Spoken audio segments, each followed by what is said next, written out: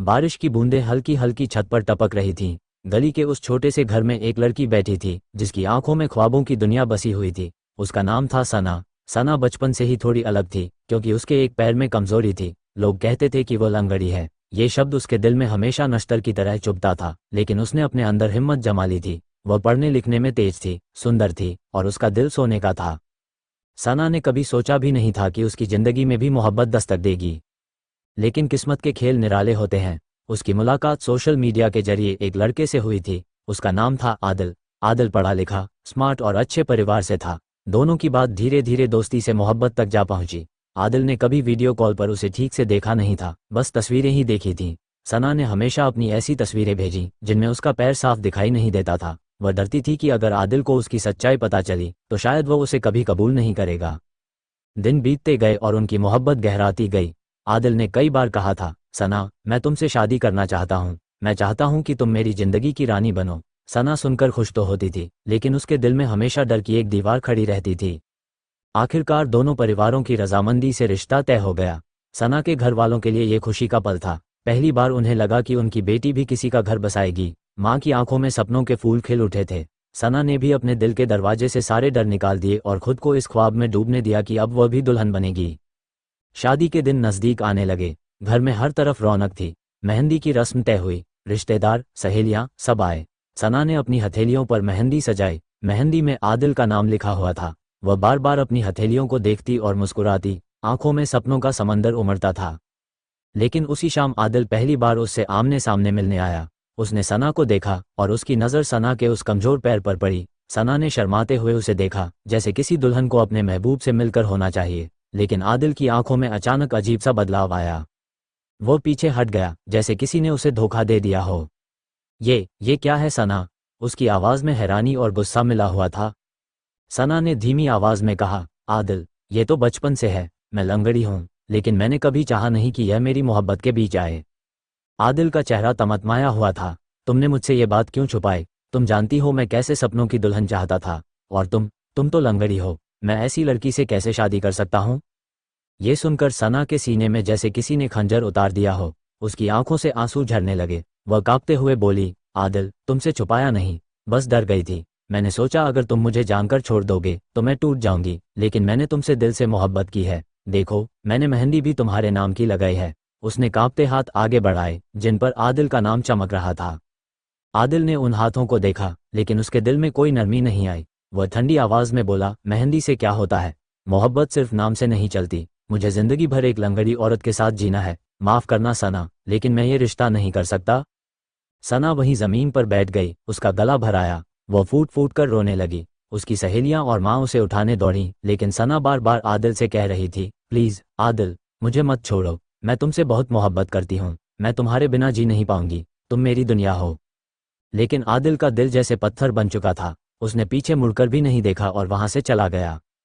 उस रात सना की दुनिया उजड़ गई। वह अपने कमरे में बंद होकर रोती रही। उसके हाथों की मेहंदी अब काली पड़ चुकी थी, जैसे उसकी किस्मत का काला सच। वह बार बार हथेलियों को देखती और फूट पड़ती, ये नाम तो अब भी मेरे हाथ पर है, लेकिन वो शख्स मेरे साथ नहीं है।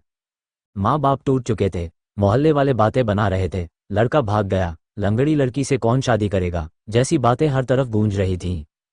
सना की हालत दिन ब दिन बिगड़ने लगी। वह खामोश हो गई, बस आंखों में दर्द का सैलाब लिए जीती रही। हर शाम वह अपनी मेहंदी के धुंधले निशान देखती और आंसू बहाती। दिन हफ्तों में, हफ्ते महीनों में बदल गए। आदिल की शादी कहीं और हो गई। उसने कभी पीछे मुड़कर नहीं देखा, लेकिन सना अब भी वही थी, अपने टूटे सपनों के खंडहरों में। कभी कभी वह खिड़की से आसमान देखती और धीमे से फुसफुसाती, खुदा, अगर मोहब्बत सिर्फ खूबसूरत और परफेक्ट लोगों के लिए है तो फिर मैंने क्या कसूर किया? मेरा दिल तो किसी से कम नहीं था। मैंने तो सिर्फ सच्चाई से मोहब्बत की थी। उसकी आंखों से आंसू बहते रहते और वह अपनी हथेलियों को सीने से लगाकर रो पड़ती। मेहंदी तो अब भी तेरे नाम की है आदिल, लेकिन तूने मुझे लंगड़ी कहकर ठुकरा दिया। सना की जिंदगी जैसे उस दिन ही खत्म हो गई थी जिस दिन आदिल ने उसे लंगड़ी कहकर ठुकरा दिया। उसके लिए दुनिया वही रुक गई थी। कमरे की चार दीवारें अब उसकी कैद बन चुकी थीं। माँ हर रात उसके सिरहाने बैठकर उसे थपकती, समझाती, लेकिन सना की आंखों से आंसू रुकते ही नहीं थे। उसकी सहेलियां मिलने आती, लेकिन उसे देखकर चुप हो जाती। कोई उसके सामने शादी की बात नहीं करता था। मोहल्ले वाले ताने कसते, देखा, लड़के ने भागकर सही किया, कौन करेगा लंगड़ी से शादी?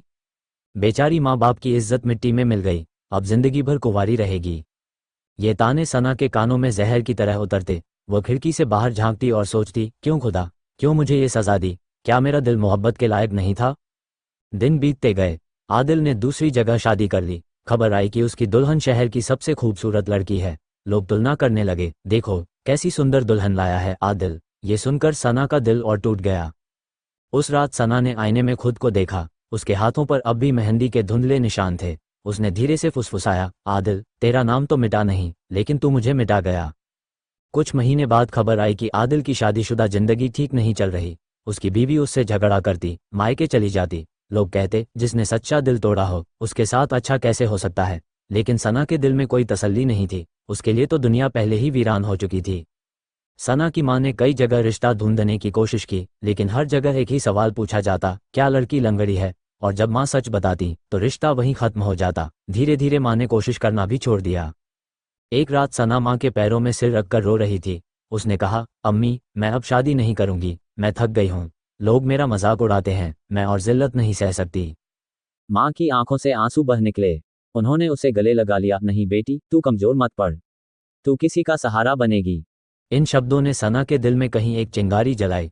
अगले दिन उसने फैसला किया कि वह खुद को तन्हाई में खत्म नहीं करेगी। उसने पढ़ाई पर ध्यान देना शुरू किया। मोहल्ले के बच्चों को ट्यूशन पढ़ाने लगी। धीरे धीरे लोग उसे इज्जत देने लगे। वह बच्चियों को कहती, कभी अपने सपनों से समझौता मत करना, चाहे दुनिया कुछ भी कहे। सना के चेहरे पर फिर मुस्कान लौट आई, लेकिन उसकी आंखों में अब भी गहराई में दर्द था। उसकी मोहब्बत का घाव कभी भरा नहीं। एक दिन स्कूल के हेडमास्टर ने उससे कहा, सना, तुम में हुनर है, तुम टीचर क्यों नहीं बन जाती? सना ने हिम्मत जुटाई और नौकरी के लिए अप्लाई किया। उसे नौकरी मिल गई। अब वो पूरे शहर के बच्चों को पढ़ाती थी। लोग हैरान थे, ये वही लंगड़ी सना है जिसने मोहब्बत में धोखा खाकर खुद को संभाल लिया और आज सबकी मिसाल बन गई। लेकिन हर रात जब वह अकेली होती, अपने कमरे की खिड़की से आसमान देखती और चुपचाप फुसफुसाती, आदिल, तुमने मुझे तोड़कर छोड़ दिया, लेकिन तुम्हारे दिए जख्म ने मुझे मजबूत बना दिया। मैं अब सिर्फ तेरे नाम की मेहंदी नहीं, बल्कि अपनी मेहनत और इज्जत से जीती हूँ। एक दिन अचानक आदिल मोहल्ले में आया। उसकी आंखों में थकान और चेहरे पर शिकन थी। लोग कह रहे थे, उसकी बीवी उसे छोड़कर चली गई। वह टूटा हुआ अकेला इंसान बन चुका था। जब उसने सना को देखा, जो अब इज्जत और हिम्मत की मिसाल बन चुकी थी, तो उसकी आंखें झुक गईं। वो उसके पास आया और धीमी आवाज में बोला, सना, मैंने गलती की, मैंने तुझे ठुकराकर अपनी जिंदगी बर्बाद कर ली। अगर तू चाहे तो आज भी हम। सना ने उसकी बात काट दी। उसकी आंखों में आंसू थे, लेकिन आवाज मजबूत, आदिल, जिस दिन मेरे हाथों की मेहंदी तेरे नाम की थी, उस दिन तेरा इम्तिहान था और तू हार गया। अब मेरी जिंदगी मेरी मेहनत और मेरी इज्जत से जुड़ी है। तू अब मेरी कहानी का हिस्सा नहीं है। आदिल चुप रह गया। उसकी आंखों में शर्म थी। वह धीरे धीरे चला गया। सना ने आसमान की ओर देखा और आंसू पोंछ दिए। उसने मुस्कुराकर कहा, खुदा, तूने मुझे दर्द दिया, लेकिन हिम्मत भी दी। अब मैं किसी की मोहब्बत से नहीं, अपने हौसले से जीती हूँ। आदिल के चले जाने के बाद सना देर तक खिड़की पर बैठी रही। हवा उसके बालों से खेल रही थी और उसकी आंखों से आंसू बहते रहे, लेकिन उसके दिल में पहली बार कोई शिकवा नहीं था। उसने महसूस किया कि आदिल का लौटना उसकी कमजोरी को फिर से जगा सकता था, मगर अब वह पहले जैसी सना नहीं रही। वह अब टूटी हुई नहीं थी, बल्कि एक मजबूत औरत बन चुकी थी। दिन गुजरते गए। सना अपनी नौकरी में और गहराई से डूब गई। वह स्कूल में बच्चों को पढ़ाती, उन्हें कहानियां सुनाती। बच्चे उससे बहुत प्यार करने लगे थे। कोई उसे सना मैम कहकर पुकारता, कोई उसकी गोदी में बैठ जाता। जिन बच्चों को पढ़ाई से डर लगता, सना उन्हें प्यार से समझाती, डर मत हो, पढ़ाई तुम्हारा सहारा बनेगी, जैसे मेरे लिए बनी है। धीरे धीरे सना पूरे शहर में मशहूर हो गई। अखबार में उसके बारे में लिखा गया, एक लंगड़ी लड़की जिसने हार मानने से इनकार कर दिया और आज बच्चों के लिए मिसाल बन गई। मोहल्ले के लोग, जो पहले ताने कसते थे, अब गर्व से कहते, वो हमारी गली की सना है। लेकिन उसके दिल के किसी कोने में अब भी खालीपन था। मोहब्बत का जख्म भरा जरूर था, मगर निशान बाकी था। कई बार रात को वह अपने बिस्तर पर लेटकर सोचती, क्या मेरी किस्मत में कभी सच्चा प्यार लिखा है? क्या कोई ऐसा होगा जो मुझे मेरी कमजोरी के साथ चाहेगा? इसी बीच उसकी मुलाकात एक नए इंसान से हुई। स्कूल में एक नया टीचर आया। उसका नाम था अयान। अयान सीधा सादा, लेकिन बहुत ही नेक दिल था। उसने पहली ही बार सना को देखकर कहा, आप बच्चों को कितनी मोहब्बत से पढ़ाती हैं, मैंने ऐसा किसी टीचर में नहीं देखा। सना ने हल्की मुस्कान दी। शुरू में वह अयान से दूरी बनाए रखती थी। उसके दिल में डर अब भी जिंदा था कि कहीं फिर कोई उसे लंगड़ी कहकर ठुकरा ना दे। लेकिन अयान धीरे धीरे उसकी जिंदगी का हिस्सा बनने लगा। वह बच्चों को हंसाता, सना की मदद करता और सबसे ज्यादा वह उसकी इज्जत करता। एक दिन स्कूल की मीटिंग के बाद दोनों कैंटीन में बैठे थे। अयान ने सना से कहा, सना, मैंने सुना है कि लोग आपको लंगड़ी कहकर चिढ़ाते थे। सना का चेहरा उतर गया, उसने आंखें झुका लीं, लेकिन अयान ने तुरंत कहा, जानती हैं, मैं आपको कभी लंगड़ी नहीं देखता। मैं आपको एक बहादुर औरत देखता हूँ जो टूटकर भी उठ खड़ी हुई। आपके पैर में कमजोरी है, लेकिन आपके दिल में नहीं। सना की आंखें भर आईं। पहली बार किसी ने उसकी कमी को उसकी ताकत बना दिया था। उसने अयान की ओर देखा और उसके दिल में अजीब सी शांति उतर आए। दिन बीतते गए और अयान की मौजूदगी सना के लिए एक सुकून बनने लगी। वह कभी उसके लिए किताबें लाता, कभी बच्चों के प्रोजेक्ट में मदद करता, और जब भी मोहल्ले वाले ताने कसते, अयान खुलकर सना का बचाव करता। धीरे धीरे मोहल्ले में बातें होने लगीं, ये अयान बार बार सना के घर क्यों आता है। लेकिन सना की माँ के चेहरे पर अब तसल्ली थी। उन्होंने अपनी बेटी को पहली बार मुस्कुराते हुए देखा। एक शाम अयान ने सना से कहा, सना, क्या मैं आपसे एक सवाल पूछ सकता हूँ? सना ने हल्की हंसी के साथ कहा, पूछिए। अयान ने गंभीर होकर कहा, क्या आप मेरी जिंदगी का हिस्सा बनेंगी? मैं आपको उसी रूप में चाहता हूँ जैसे आप हैं। आपकी कमजोरी मेरी नज़रों में कमजोरी नहीं, बल्कि हिम्मत की पहचान है। सना की आंखें छलक गईं। उसने कांपते हुए कहा, लेकिन अयान, मैं लंगड़ी हूँ। मेरी वजह से तुम्हें लोग क्या क्या नहीं कहेंगे। अयान मुस्कुराया और बोला, लोग क्या कहेंगे ये सोचकर कभी मोहब्बत अधूरी रह जाती है। मुझे दुनिया की नहीं, सिर्फ तुम्हारी परवाह है। और सच कहूँ तो तुम्हारे बिना मैं अधूरा हूँ। ये सुनकर सना रो पड़ी, लेकिन इस बार उसके आंसू दर्द के नहीं, खुशी के थे। उसने पहली बार महसूस किया कि कोई उसे उसकी कमजोरी के बावजूद नहीं, बल्कि उसी कमजोरी के साथ चाह रहा है। कुछ महीनों बाद अयान ने सना का हाथ मांगा। शादी का दिन आया। इस बार सना के हाथों पर फिर से मेहंदी सजी थी, लेकिन इस बार उसके दिल में डर नहीं, बल्कि सुकून था। उसकी हथेलियों में अयान का नाम लिखा था।